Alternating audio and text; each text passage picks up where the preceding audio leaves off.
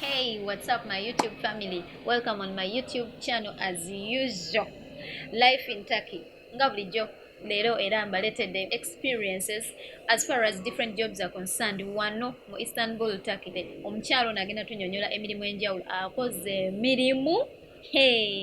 mingi mizibu naye agenda tunyonyola ebizibu byasanze ebirungi byafunyeemu byonna wano. Teweerabira kusubscribinga mbagala nnyo. Welcome on my YouTube channel Shida Cruz.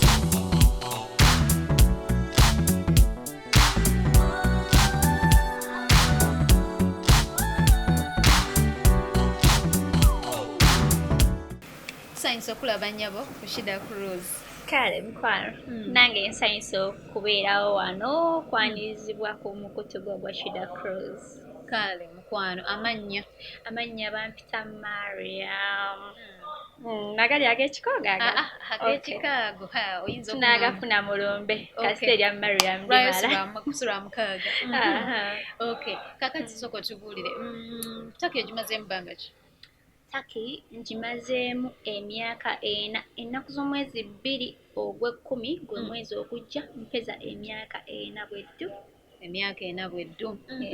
Wava e Kampala ng'ozze kukola ki? Nze nava e Kampala nga sigamba nti nzize kukola kino naye wabula nze nafuna visa nga nzize kunoonya ssente. So ebisigadde saamanya nti ngenda kusanga mulimo ki oba mulimo ki kuba nze my mentality was like I'm coming to make money. Kyova olaba nali mumalirivu ku buli mulimu ogujja nga I have to work and look for money. Wow. All right. So give us your first experience, your first job. My first job nali naakajja mu Turkey. I remember natuuka ennaku z'omwezi 2 the following day ku nnaku z'omwezi 3 ne bantwala mu fabrika ogenda okukola. Fabrika eyo baagiyitanga Atlas. Natuukawo ne nkolawo ennaku 4. Naye bwe nakolawo ennaku 4 ku lunaku olwokuna olwo nadduka na buddusi kubanga Abataki bayomba n'Abannayuganda abaalimu awo. I was new nga naakajja kati olutalo ne lusituka nga balwana bayomba nze nadduka buddusi naye olutalo lukyankalanye nakwata bukwasi kubo nga nziruka nga nzirayo ewaka. Bwe natuuka ewaka ng'olwo nno bali bantutegenda kusala bukondo bwa mpale zino ez'abasajja bannaye nga bunnumya engalo ne basooka ne bunyiga buzino engalo ne zizimba ziti. Wali osazisa kijirita? Kamakansi bakakuwa n'okateekawo oti mu ngalo ng'olina okusala obukondo obwo. Ne buna kati bwe nadduka ne nzira ewaka nali mbeera muzeeyi Mati n'aŋŋamba naye wazze kukola oba ne mugamba omanyi muzeeyi nze siddayo eyo munoonyeza omulimu omulala oba si kyekyo n'aŋŋamba nonnonkula bwe yagala kubeera nga munno waajja teyajja n'amalawo ebbanga ttono n'alinnya ennyonyi n'addayo n'aŋŋamba abula muwala tiketi ye ekyaliko eya return bw'owulira nga tobisobole oli wa ddembe okulinnyodde e Uganda ne mugamba muzeeyi ŋŋenda kukola nazze kukola naye wabula munoonyezeeko ewalala kyekyoka kyenjagala. Muzeeyi Martin Kisige. Mutuumiddeko. Bambi nali ndi awo omuntu yali yandeeta wano e Turkey n'akubira Antiperi omugenzi Antiperi ne banfunira omulimu omulala eyo ku butaapu gye bayita ku butaapu eyo. Kati omugenzi Simba yakeera nnyo ku makya ng'agenda okukola n'aŋŋamba tugende ewa Peri nkutwaleyo bakutwale ku mulimu. Era omugenzi Simba n'antwala ewa Peri we yantuusawo Antiperi n'antwala ku butaapu ne bampa omulimu. Eyo natuukayo ne mbeera free kubanga fabrika nayisanga ng'ejjiddemu Abannayuganda. Ne nkolawo ne mpezawo ng'emyezi 2 nga bwe ngoba ku Kemuliki yange. Kemuliki bwe yamala okufuluma bwe bati ne baŋŋamba ate ekiyumba kirimu ki ssente. Sooka olindeko totwala speed omukyalo ono. Tubuulire ku butaapu mwali mukola biki? Kati ku butaapu awo twali tukola toilet seats. Zino toilet seats zino ze batulako zino toilets ez'okutuula nga ze bakola bino ebisaanikira byako nga bakola ne pressure pumps. Ezo pumps baziyitanga Freto Abataki. Kati nga ffe tuzipanga then ne bazikola ki ne baziparkinga ne bazitunda n'ezo toilet seats. Birungi ki ebiri mu kukola ebintu ebyo? Okola ebigunde kuba omulimu nze kinasinga ng'ogwagalako kimu kubanga emirimu gy'ettaka wano egisinga ddala egy'engoye bakola bayimiridde naye ffe wali twakola tutudde nga tulina ekimeeza kinene bwe kiti nga babiteekawo ebintu ne mupanga gamba waliwo amagalo ze mukozesa ne mubipanga yakugamba gwampe emirembe kubanga nali ntuula era bwe natuuka ng'ate waliwo ne bannayugandaazi abaliwo abalala gamba I felt free nendaba nga omulimu gunnyanguyiridde. Challenges ku mulimu gw'obutaapu. Challenges zaalingawo nti omanyi engeri gye nnali mupya nga nakajja winter yali etandise okutuuka kale ate ng'obunyogovu bungi I had to walk every day like ogenda obunyogovu bungi ate nga n'ekira twakolanga masayi omusajja oli nga tukozesa masayi ng'oluusi tunyuka ku ssaawa 4 za kiro ssaawa n'omukaaga nno nga wali tugunnyuka era eri fabrika baali bagimanyi ng'ebiseera ebyo eri ng'ekozesa ne kakati kati ye eyo fabrika nga tutuuka okupanga trailer za boxi nga tebiriiko nti mukazi oba musajja mwena musimba line ne mukola akawuzi ne muweereza obage box n'ogiweereza omulala n'agibaka naye n'agiweereza paka mu trailer ne tupanga trailer nejjula naye because like nali mmanyi ekyandeeta ng'ebyo byonna sibifaako ate nga tukola tunyumirwa wadde tukasuka box naye twalinga ffenna tukyagala manyi bw'okola ekintu ng'oli ne banno abannayuganda banno bakuteekamu courage ne bagamba omanyi kola nnyo omusajja aleme okugoba kola bw'oti akasente kaali kati awe twagira nze we najjira ebiseera ebyo dola yali egulanga $350 kwegamba nga omwezi oyinza okukolera $200 n'ofunamu dola nga 4-3 in between we batyo Okay. Omulabi wa Shida Cruise twongera okugamba nti tewerabira kusubscribinga wano eno tuli mu life in Turkey. Munnayuganda ku kyeyemboozi gyakubuulira emirimu challenges bwe tukubuulirira ebyemmere ebyensula byonna Shida Styles nga bulijjo yabeera atwambaza obugoye obwakabi wano obuva wano mu Turkey byonna buli kalungi konna okasanga wano. Okay. N'ofuna bw'amala okufuna Kimlik. Kati bwe namala okufuna Kimlik ne wabeerawo omuwala gwe twali tubeera naye Wamuzeyi Matini n'aŋŋamba osobola okugenda n'otandika kati nga olwabangambye mu kiyumba bagaba dollars ate ssente nga nnyingi n'aŋŋamba ngenda kutwala ku offices ofune ki omulimu n'antwala eyo ku offisi ye Kadikooyo eyo we natuuka. Offisi ye Kadikooyo eruddewo buli omu gy'agenda. Era gye bantuusiza naye bwe natuukayo ne baŋŋamba okufunira omulimu omwezi ogusooka ogenda gabanira wakati ne offisi ofune half ne offisi efune half. Ne saakifaako nnyo banga baali baŋŋambye ngenda kufuna $650 eri mbadde nfuna $350 almost kati nga ndaba oli mu ddabu kati nga ŋŋamba ne bwe mba nkoze omwezi gumu ne bazitoolako kasita emyezi egijja ngenda kusobola ki kusobola ka commission ako ka commission kaba ka office okay ne banfunira ekiyumba kyali eyo Flori ekiyumba kye nasookeramu kyalimu abaana babiri omu yali wa myaka 7 omulala nga wa myaka 10 omuwala naye mukwana ekiyumba kiri bali abaana baali oba ngamba oba abaana batalina mpisa abaana bataakuzibwa bulungi bannange bavumanga nze ate nze okuva e Uganda kwegamba nga buli kimu ndaba kipya. Omu yali wa myaka 7 omulala nga myaka 10 naye nga kino ekito ekirenze ky'emyaka 7 kyo kirungi naye nga akawala bannaye nga tekanjagala bwe nnyingira mu room yako ne kakwata ebintu ne kabikasuka kwegamba ate nga muli mu nnyumba mwalinga mu rooms 2 nga nina okusula n'akaakaana akawala kati bwe kanyiga ne kakasuka ebintu byako ng'olwo kanyiigidde olwo sijja kusobola nakusula mukyo mugundi omwo mu kisenge kyako ng'era nsula ku kapeti naye neŋŋumiikiriza nasanga kyale mu ddiiro nga wenneebikkira awo neŋŋumiikiriza naye nga bwe tugendanga out mu paaka ng'omukazi aŋŋamba olina okulabirira omwana nga okutuula nga situula omwana wa myaka 7 naye nga buli kaseera akubuuza omwana ali ludda ng'olina okumufolowinga ate omwana myaka 7 oba ayagala nnyo okusamba omupiira kudduka kola ki bebi nga bwadduka nange nziruka bwe kuba kusamba mupiira n'alyoka akuteeka mu ggolo n'akuba ggwe emipiira bebi ate olumala n'akuwaabirayo you a bad goalkeeper ate tomanyi kukwata mipiira okola obagolokipa ngereka ng'omwana olina okubeera mu ggolo n'asooka kubba emipiira n'ogaanange naye saaluzinga hope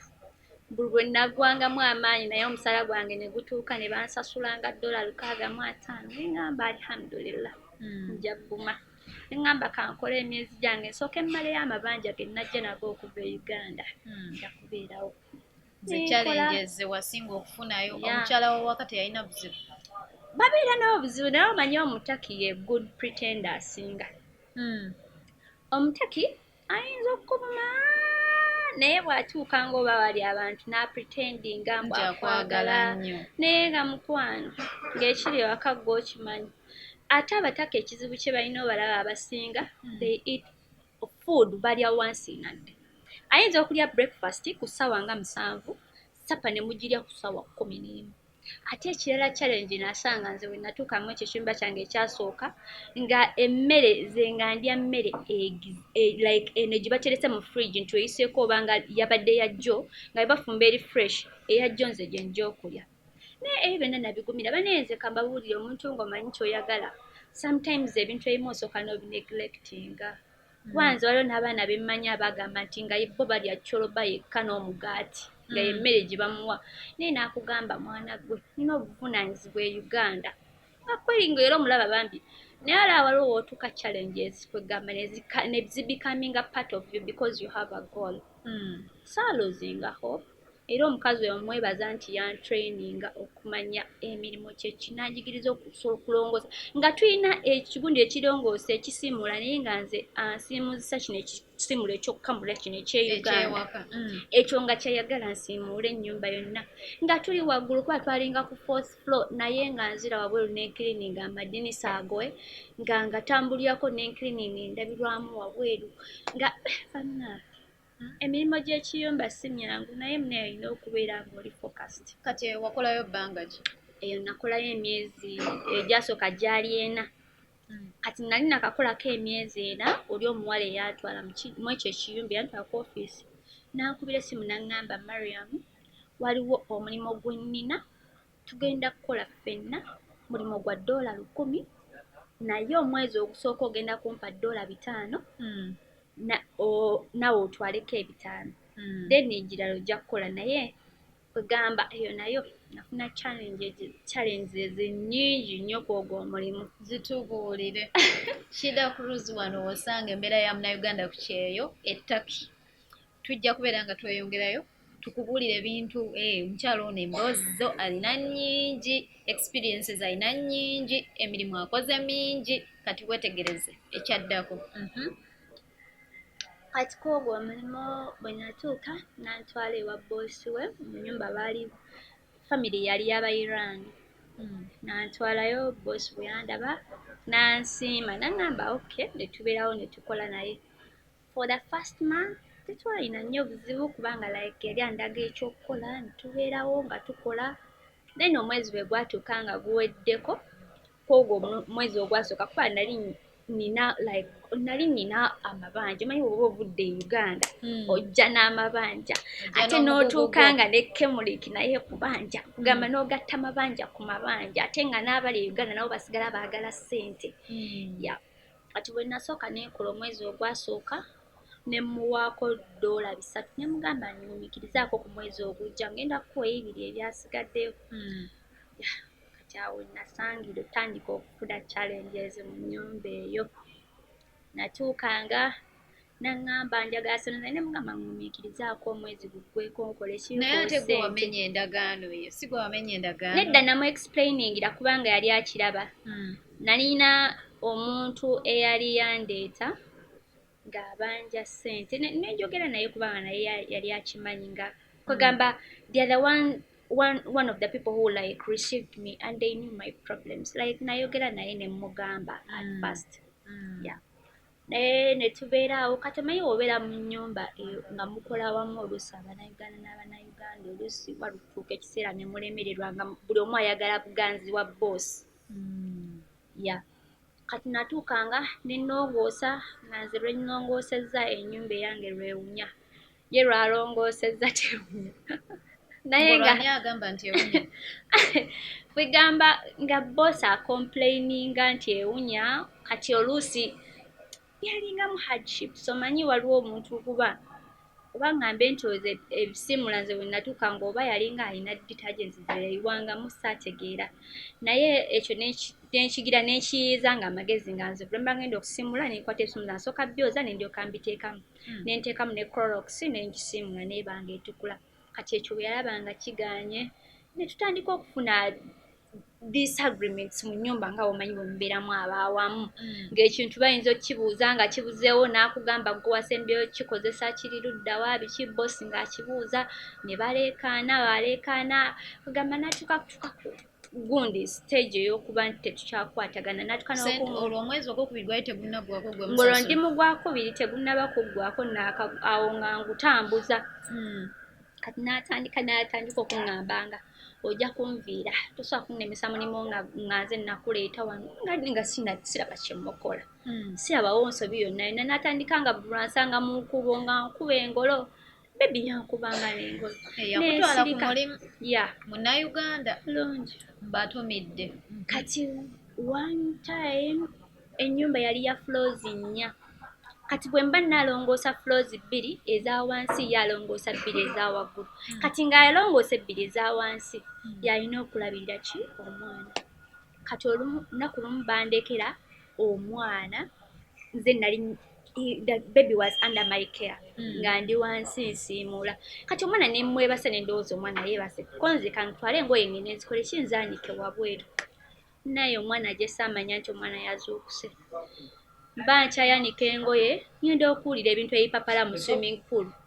ngenda okuzza amaaso emabega nti ng'omwana w'abandi agudde mu swimming pool wabula nabuuka bubuusi nenkwata omwana nemuggyayo nemuteeka wansi ya omanyi okuwuga ate nali mumanyi bebi naye nga ekyekango tekimanya muzira nga nzigyayo omwana nga muteekayo nga muteeka wali nga munyigamu nga muggyamu engoye kati awo yansangira n'angamba Maria mu mwana w'abandi omusudde mu swimming pool ne mugamba bambi nnyamba kamera zo ziba tezirabye toloopa kamera zo ziba tezirabye toloopa kati Polo ng'asirika teyanyiga ng'omwana muggyamu engoye naye yali tamize mazzi omwana abeera waawo kyali kito nnyo kibebi kyalinganga mu mwaka gumu n'emyezi ndowooza ng'ena bwe gito kati tebaalaba cameras tebazicekinga kati wayitawo ebbanga nga buli lwe tunyiiga naye ngamba ngenda kulopa wa boss tunyiiga naye ngenda kulopa wa boss kati twali lumu ne mugamba oba yogera mwala nga adduka waggulu omukazi yali yeebasina okwebasanga muzukusa nga mugamba Mariam yasuula omwana mu swimming pool kebera date ne bweti biki bannange ng'omukazi teyalina na kyakulinda kamera nga wabula ajjanga akwata amataayi nga munakanyanga mugamba bambi alimba omwana teyagwa mu swimming pool ng'awuliriza omukazi ankubye empyawo bwe baamala nga bantwala ku poliisi ng'avuga kazi ng'avuga ng'atwala ku poliisi atuuka ku poliisi nga banzijjako statement bulungi kati ngambagamba omwana teyagwa mu swimming pool munda wabula yali ku mugo bw'ati nga bwakubira amazzi bw'ati kati mukazi bbaawe yali taliiwo ng'agenze safaari bbaawe bwe yakomawo ne bamukubira essimu omusajja yali alina okujjako ebrakebere cameras biki nendooza bye bakebera cameras tebalaba ng'omwana akoze ekyakufudde omusajja n'akola ki ne tuvayo ku poliisi ne tudda ewaka bwe twadda ewaka wabula nze bwe nadda ewaka nali sikyasobola kukola n'oyo munnayuganda munnange nabagamba omuwala oyo ammanja $200 ezasigalayo ku ssente zitwali tukanyiza naye wabula muzimuwe ssente ezisigadde $8 muzitwale wabula mumpe passport yange kyokka kyenjagala omulimu ogutadde nkomye wano temumpa yadde n'ekikumi naye mumpe passport yange ngende kati ne bambuuza ssente z'omuwaza ki ne mbagamba bwe twali tujja wano twakola contract naye nga aŋŋambye muwe $5 omwezi ogusooka then gisigadde nkole kati bayombanye namugamba twagamba oleete wano mukwano gwo oba sisitawo omuntu gwe mukwaga naye tetwakutuma business partner lwantu baire tubalaba nga muyomba buli kaseera ebyo bivaamu bw'oleeta business partner waki gwe bwe twali tukuleeta baali bakuggyako wano wadde n'ekikumi biki gamba olutawo ne likola ki ne likwata kati omusajja n'ayagala ssente zonna ze namusasula azimusaleko ku musaala gwa zimpe ne mugamba nedda tozisalako wabula muwe ssente kati omwana n'ampita n'angamba omanyi tuli baaluganda kumpi kati awakyuse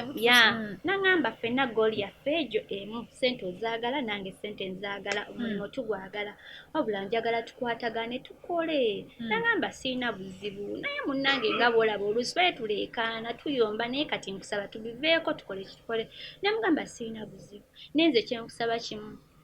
oyi munnayuganda munnange nange ndi munnayuganda munno kyenjagala tukwatagane bwe tuba tunoonya ssente tumanye nti ffenna gooli yaffe eri egyo ssente okuva olwo ebyo tebyaddamu kubeerawo n'osigala ng'okola nasigalawo neekola nga tumaze okukkiriziŋŋanyiza naye era twafuuka ba mikwano bulungi nnyo n'ebyo tebyaddamu ne tubeera ba mikwano n'akyukira ddala completely era from that day yakyuka ne tubeera ba mikwano nga bwe mba ntamudde ne ngenda mu mall ne ndabayo akagoye akalungi neekamuleeta naye n'akola ki bw'alaba akagoye akalungi n'akandita ne tufuuka ba mikwano kubanga ha goal like at first yali alowooza nja kugenda aleete omulala agifuule business kati bwe yalaba nti kiganye ate naye kigenda mufiiriza omulimu n'abivaako kuba oba kugenda naye bali bamugoba already naye kati n'abivaako n'alaba nti fenna tujja kufiirwa ne tufuuka ba mikwano ne tubeerawo ne tubanga twatuka n'okuba nga twambala engoye nga zifaanagana bwagula olufaanagana nange ngula olufaanagana ng'olulwe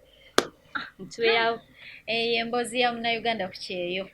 Shida Cruise tewerabira kusubscribinga era mbagala nnyo mubere nga musubscribinga muleme kusuwa mboozi nga zino munnayuganda ku kyeyo Welcome on my YouTube channel Shida Cruise.